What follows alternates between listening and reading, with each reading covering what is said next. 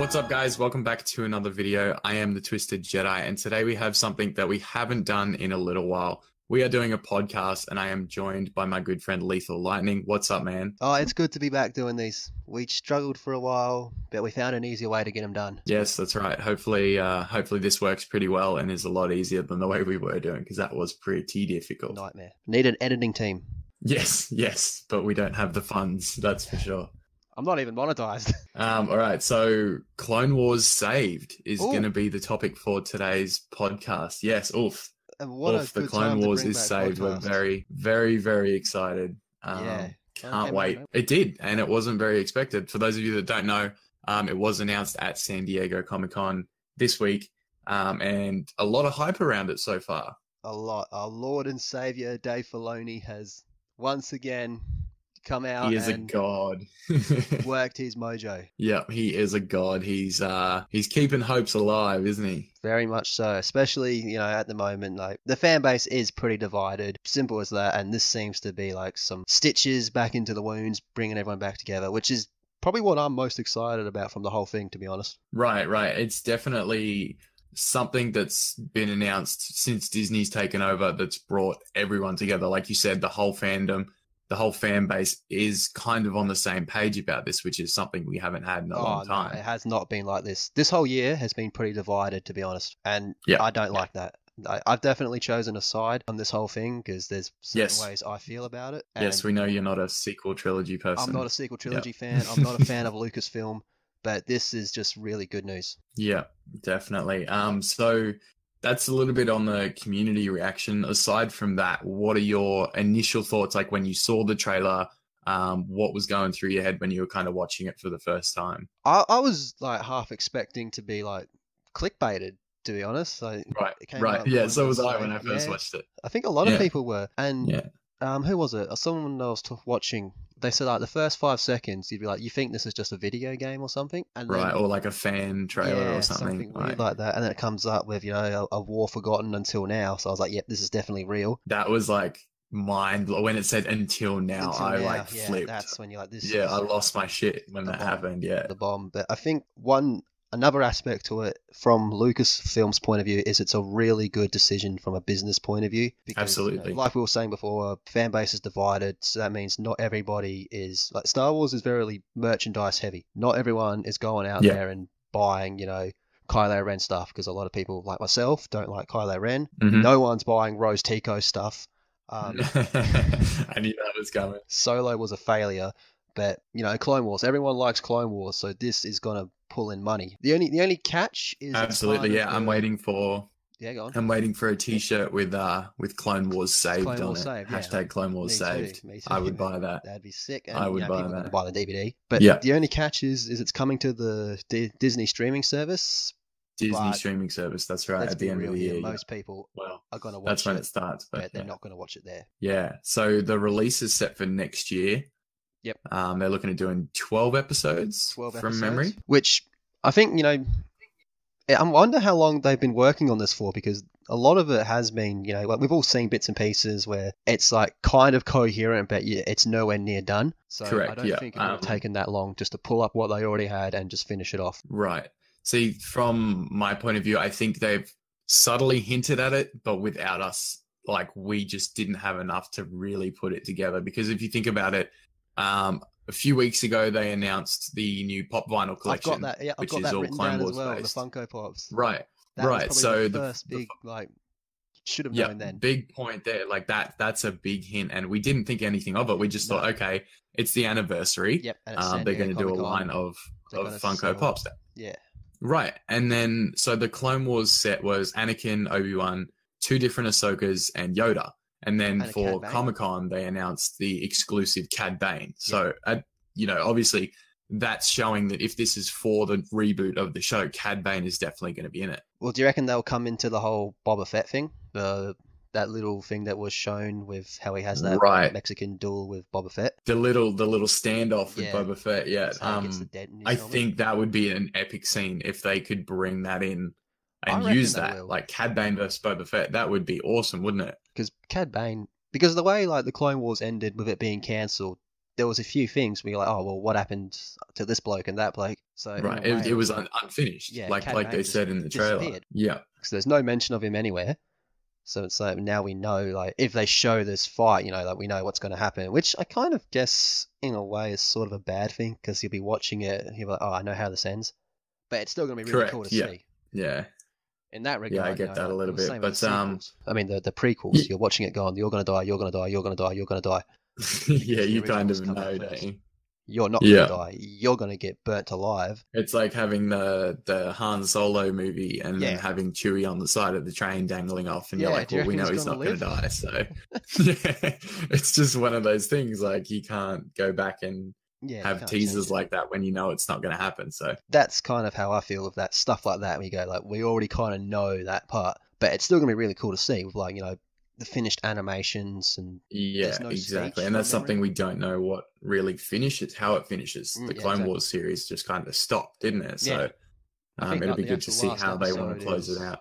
Yoda leaving Malachor, Korriban. See, I still call it Korriban because I'm a Legends guy. Yeah, Legends. That's funny. And I think so it's going to be exciting. Yeah, it did, and it kind of just stopped. And it's definitely, like it said in the trailer, a war unfinished until now. So this is going to be awesome. Yeah, and it's going to be fantastic, man. I'm excited. I'm generally excited for it. I feel like most people are. Everywhere I look, and I think that's everyone's happy. Something that's really cool. Like me personally, I'm always really optimistic with Star Wars stuff. Yep. Whereas someone like you, me and you tend to have different opinions on a lot of things. Like I don't mind the sequel movies, but you really don't like them. Yep. But like this announcement with the Clone Wars coming back is something that we both agree on 100%. And I think that's what it's done with the fan base, is everyone agrees they wanted the Clone Wars series back. So that's really cool as well. Yeah, and you know, like there is kind of like this sort of like civil war in the fan base and against Lucasfilm, and you know, like, it's no fun. It's really no fun. Like when you talk to someone about Star Wars, you just want to talk Star Wars, and very rarely these days does a conversation about Star Wars stay about Star Wars the whole time. And if it correct, does, and I think one thing when, like you said, when people are that's exactly what I was going to say. When people talk Star Wars that have different opinions, they can't keep it civil. It gets, you know, they start to attack each other's opinions and values on, you know, things just because they disagree about Star Wars, which isn't how it should be. Like you should be able to have a mature and intelligent conversation about it, which I don't think many people can do. And I feel like Lucasfilm is absolutely terrible with that, but I've even noticed a more positive attitude with them towards this as well, which is good. You can tell they're excited. Yeah, because it's like they know. They know, like they're not dumb. They do know. Look, man, not everyone's getting along. We got people in our company that are just throwing fuel to the fire. But this seems to be like, it's like Dave Filoni's like the fire brigade. He's coming in, he's putting out the flames, mate. He's a god. It's great. It's God. Yeah, he's simply put, Dave Filoni is a god. He's God. Yeah, he's saving, you know, the fandom in a way, which that's it. It's good. The savior. We all get along. Like we all show our passion, and this is one thing exactly. This is it. This is the one. So, just moving on to another quick question: who are you looking forward to seeing most in Anakin? The reboot? So like, are you looking forward to Anakin, Obi-Wan? Which character are you looking forward to seeing most develop the rest of the story? Anakin, hands down. Like, you know me, like I'm a Vader fanboy. I just want to see more of Anakin showing more dark side tendencies and all that, and that's the one I'm most looking forward to, is Anakin. I just want to see more things slightly pushing him over the edge. Him not getting along with the council, Padme, all that stuff that's going on, like his mother. Just the little twingy bits that kind of, you see him start to go a little bit weird, and that's one of my favorite things. When I watch the Clone Wars, there's all these little parts here and there where I go, that's pushing him just that centimeter closer to Vader. Yeah. And it's all throughout the show. And you made an interesting observation that we were talking about before. Yeah, in the trailer, when we see him and Obi-Wan walk into the room just before they see Ahsoka, if you look at Anakin, he's got like these bags under his eyes. So it looks like he hasn't been sleeping. And one of the prominent themes in Revenge of the Sith is he never sleeps because he's having all these nightmares. And it looks like, you know, we're late into the Clone Wars, you know, it's all about to end. So it's not that far of a stretch to think maybe the nightmares have already started. So yeah, with Padme being pregnant and the childbirth not going well. She's going to die. Yeah. And then while all this is going on, there's this massive galactic war going on around him. The council doesn't like him. He knows he's the chosen one. And then he walks into this room and sees his Gives him that apprentice that walked arrogance. away. It's like, it's Yeah. gonna not be good for him up there in the head. Something I want to see personally, like I'm excited for Anakin as well, but one thing that I do want to see with him is a few more interactions with Palpatine. Yes, 100%. I would love to see that. Sort of, because in, Revenge of the Sith and like through the prequels, it's kind of like he's in Anakin's ear all the time saying, this is a pathway, or you could do this, or this is what you should consider. Yeah, don't listen to and the Jedi. it would be cool. Yeah, it would be cool to see more interactions between the two of them, of sort of how he planted the seed of Anakin turning to the dark side. I think that could be really cool. And especially being this late in the war, it's more than just a seed now. Like, it's really growing. So it's prominent. Yeah, definitely. Keep pushing it on him. Keep pushing it on him. Just more references to be like, oh, well, Mace Windu doesn't really like you, does he? Oh, well, he's one of the most guys in the Jedi Order, and he doesn't like you. And he won't grant you the rank of master. Yeah. It's outrageous. It's unfair. It is. But I think honestly, like, I'm looking forward to all the characters, but if anyone watched my trailer reaction video, they know when Ahsoka came on screen, I lost it. Like, I was just ready to go like that. I definitely did not think we'd be seeing her in that era again. Like, I thought that was done, and even when the Clone Wars trailer came on, the last thing I was expecting was Ahsoka, because she took off. So yeah, I think a lot of people felt that way. Like, a lot of people, and I'm going to say it's 99% confirmed, we're getting the Siege of Mandalore. Yes, yeah, I think it's pretty safe to say that. I haven't actually read the Ahsoka means... novel. I've kept up with what's happened in it. It's just a novel I never got around to reading. Honestly, it's not really, there's not much to do with Mandalore and stuff like that in the Ahsoka novel, so... It's referenced a fair bit though, isn't it? She's sort of undercover, hiding from the Empire, just trying to stay low-key. But, that's one of those things, like, because it was more told in the story of like a book, you wouldn't really expect it to see on like the Clone Wars show. Like, it's not like Star Wars is like DC or Marvel, where there's all these crazy story arcs in a comic that you go, oh my god, I really want to see this on screen. You can't just accept that happened in a book. Whereas this, it looks like they're drawing inspiration. Yeah, well, that's an advantage that I think the superhero stuff has. Like, with whether it's DC or Marvel, I think the advantage they have is the multiverse. Yeah, which I think should exist in Star Wars. Right, exactly. And you think about it, we spoke about this the other day briefly, and I think the world between worlds that we saw in Star Wars Rebels, if that can be tapped into, that could lead to a multiverse where legend stories could become not necessarily canon, but they could be all like kind of canon. Do you know what I mean? But they're still legend stories. It's like in DC, how there's like all these different multiverses and all that. Like, you go to the Justice storyline, and that's you have a different you have a different multiverse for legends. Like, so have a separate universe from the regular canon. Right? Yeah, and it's Jason Solo. The real Kylo Ren, the good your boy. Had to sneak that into. Had to. That's it. Yeah. But anyways, moving on to just sort of the panel at San Diego Comic-Con. I don't know if you watched the whole thing, but you can really tell how passionate, not just Dave Filoni was, but even the voice actors and stuff as well. Ashley Eckstein, who does the voice for Ahsoka, actually broke down crying like while the trailer was being played, and when Dave was talking, you could see out of the corner of the screen that she kept wiping her eyes, and she was actually tearing up. So you can see she's really passionate about it. They're just like us. At the end of the day, they are Star Wars fans. I feel like most people, especially them, you could go up to them and go, dude, I'll give you $5 to do the voice. And they'll be like, I'll do it for free, man. And then to have their show cancelled when a new company takes over the reins to be replaced with another thing, nothing against Rebels, but that is what happened. And then imagine being them, like, your show's got cancelled and you go on Twitter and it's just bring back Clone Wars, I want Clone Wars, we love Ahsoka, Ahsoka, best character out of new canon. And then it's like, what, we're just going to do it, man, we're just going to bring back the show that everyone wants. And it's like, well, and then the savior stepped in, Dave Filoni stepped in and said, hey, we're doing it. I do think there's a few reasons behind why it's happening and why it's happening particularly right now. But the fact that it's happening is the main thing. Well, yeah, and that's the thing. Being the 10th anniversary, they couldn't have picked a better time to bring it back. Yeah, perfect. Absolutely perfect. And, look at is it the voice of Obi-Wan put that video out on Twitter, and he's like, it's actually my birthday. He did. And this is James Arnold Taylor, voice actor for Obi-Wan, he did. He said this is the best birthday present. And it's funny you mentioned him. I was actually going to bring him up myself. He's another one that's really passionate about the Clone Wars being rebooted. or continued essentially. And he posted in that same video, he said, I want to see the fans' reactions. I want to see what you guys think about this coming back.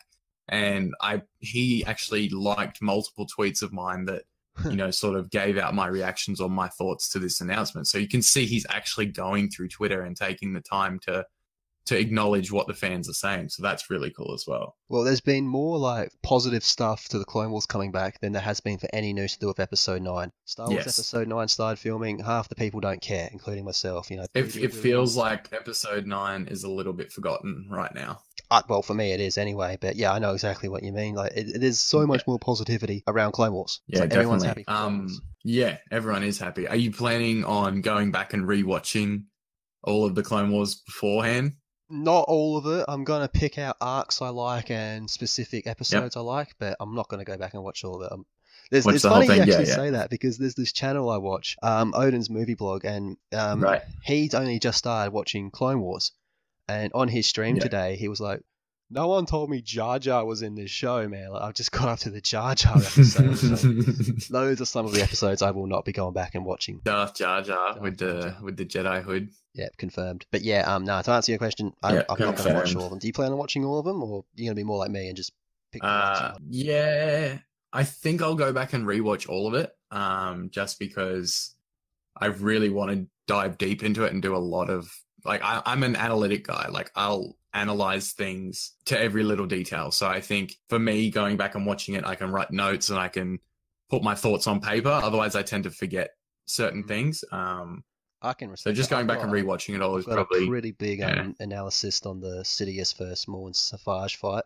If you want to compare notes, yeah, definitely, that would be awesome. We could do that in a future podcast, I reckon. Yeah, that'd be sick. But now, one more thing there's a cool, and that's another thing that you mentioned with now that you mentioned Maul. Obviously, we're going to get to see him on screen again, which is going to be really cool. The last time you see him in Clone Wars is after he gets the crap kicked out of him. Yeah, but that leads into Son of Dathomir, and I don't know if they're going to show Son of Dathomir. And my reason behind that is because it is only 12 episodes, so I don't know if they have time to show that, and especially since that story's already been told. But it will be cool, definitely, to see him again, and just to hear like Sam Witwer's voice. Mm-hmm. You know, I think he does Maul and Palpatine so well. Oh, yeah, I love it's just, he's so talented. Another thing that someone else has brought up, Branster from the Discord, actually, he brought this up. And he said it'd be really cool to see Dark Disciple, and like the Dark Disciple storyline with Quinlan Vos and Asajj Ventress and Count Dooku. Yep. Again, I would love to see that too, but 12 episodes, I don't think it will fit in. There's just not enough time. But if it was a choice between Son of Dathomir and Dark Disciple, I'd have to pick Dark Disciple, just because I want to see more Ventress. Right. Yeah, that would be very cool. And funny that you should mention Ventress. Something that's been on my mind is in terms of the Clone Wars returning and how it's going to relate to Battlefront 2. Because obviously, you know, a lot of the stuff on our channel and the video playing on screen while this is actually going for this video is going to be Battlefront 2 footage. What do you think that could mean for potential future DLC? Absolutely nothing, to be honest. Gotta be honest, man. Nothing. Yep. I don't think it means anything. It's way too early. So your hopes your bar's a bit low at the moment for that one? Yeah, everything that's going on in that game, you know, I don't think it means anything, especially because like we've already got our Clone Wars season coming as well. Correct, yeah. And that season's gonna like come and go before Clone Wars comes back to the screen. True, very true. It is still a fair way away. Yep, so I think part of me hopes that the Clone Wars series would return sooner, but don't we all? You can't rush art. If Dave Filoni says this date, I'm going to put my faith in Dave Filoni. Yeah. You put your word in him. Yeah, definitely. If he wants to postpone it, I'm happy. Yeah. Just the fact that it's coming is enough for me. That's it, yeah. So final hopes for the series? Anything that really stands out that you want to see 100%? Things that really stand out, I'm sure it's pretty obvious, but the fact it's Anakin and Obi-Wan look a lot more like they do in Revenge of the Sith. Yes. So to me, that means it's going to either end at the start of Revenge of Sith, but what I would really like to see, and I think what was the plan originally, was it was going to overlap with Revenge of the Sith. That means we could potentially see Order 66 on the Clone Wars, and personally, I think that would be the best way to end the show, is Order 66. That would be an awesome way to end it, yeah, for sure. And another thing that it's done for me is Resistance. I'm still not hyped for Resistance for a few reasons. This could if Clone Wars ends on a good note, which I am 90% sure it will, and I mean good as in like done well, not like a happy ending, because I don't want the happy ending. I want Order 66. Yeah, we want the ending that we've seen. Yeah. Yeah, but I mean, like, if it ends in a good way, and knowing that it's the same team working on Resistance, it's going to get me pumped for Resistance. Right. Yeah. Like if it closes out well, then you've got more hope for that. But like you say, sequel trilogy, I could not care less for. I feel the sequel trilogy has done so many things wrong in terms of world building. So I could not care less for Resistance. But again, this could add excitement to Resistance. Yeah. Yeah. And that's the thing, like you said, with how they look and their appearance. One of the first things I noticed when I was watching the trailer was Anakin's hair. Yeah, his hair looks right. Yeah, exactly. It's Revenge of the Sith all over again. So, and I know, people may not notice subtle changes like that, but me being, like I said before, really analytical, it's one of those things that I saw. So, yeah, definitely looking forward to that. And what would your preferred ending be? My preferred ending? If it was up to you. Yeah, probably, like, honestly, the same as you. I have no difference in what you said. I would love to see it end in Order 66. I would honestly want to see a little bit more of maybe Yoda on Kashyyyk. Oh, yeah. I think that could be a cool little bit to delve into. But like you said, there's only 12 episodes, so they're going to have to squeeze stuff in. Do you think, though, if this is an overwhelming success in terms of popularity and critical acclaim and financial success, that they'll go, you know what, we'll do another season? Correct, yeah. Yep. Okay, I think the only chance of it having another season is if it's a financial success. And yeah, I say that because Solo was a massive failure, so they need to recoup the money. Well, financial-wise it was, yeah. Oh, yeah, that's what I meant. Like, financial-wise, it was a failure. It was catastrophe. Yeah. And if this can help recoup that money, they might go, look, we're just going to do more of this. This is a proven... I think definitely the streaming service is going to be a big kick for money. I've got no intention of getting that streaming service. Yeah, and that's set out for the end of this year, so...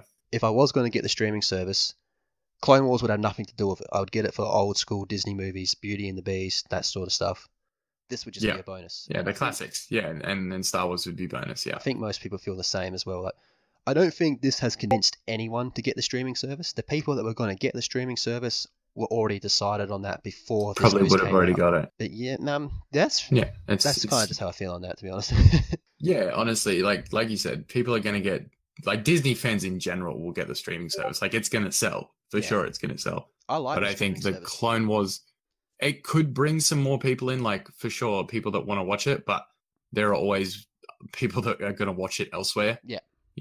Probably where they shouldn't, but I think I'm definitely going to get it as well, because it's just going to be like Netflix. It's one of those things you put on at night, you're on the couch or in bed getting ready to go to sleep and you just want to put something on rather than putting on Netflix. You may put on the Disney streaming service and watch something there. So the idea of a Disney streaming service, because, Disney owns a lot, and I feel like a lot of the stuff is going to be taken off Netflix when they start their streaming service. All the Star Wars stuff that's still there. And there's not much left now, but I mean, Last Jedi and Rogue One and stuff is still up there, and then we'll never see that. You have this comes out.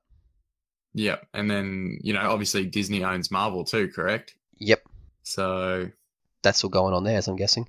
That's all going to be shifted. Yeah, like Doctor Strange won't be on Netflix anymore. Any of those stuff. The TV series as well. All those ones. So especially if that's a lot of stuff to shift over from Netflix. If Disney ends up with Fox, that's going to be even more they're going to take away. Yeah, exactly. Disney is just a powerhouse. So what's going to be left on Netflix? not much, honestly. Oh well. But yeah, anyways, I think we'll wrap it up there. That's been definitely a good chat. Of all things Clone Wars, #Clone Wars saved. Brilliant. Yeah, definitely a great way to bring it back and a great way to bring the fan base together. I think that's the biggest thing that we can take away from this so far. Easily. As good as the Clone Wars is, that's the best news about it, is the fact that people are happy together. It's finally we have a fan base that's happy. Yeah, but how long? And sort of united in a way, because it's been pretty dark. This is the dark times. These are the dark days. 100%. Yeah, that's it. Cool. All right. Well, I appreciate you being on the channel, man. Thank you so much. Thanks for having me. No worries. We will be back with another podcast soon, guys. I hope you all enjoyed it. Let us know down in the comments what you thought of this and if you want to see more. Also, I'd love to hear all your thoughts on #Clone Wars Saved. So drop those down below as well and leave a thumbs up on the video. Thank you guys so much. Thank you again to Lethal Lightning. I am the Twisted Jedi, and may the Force be with you always.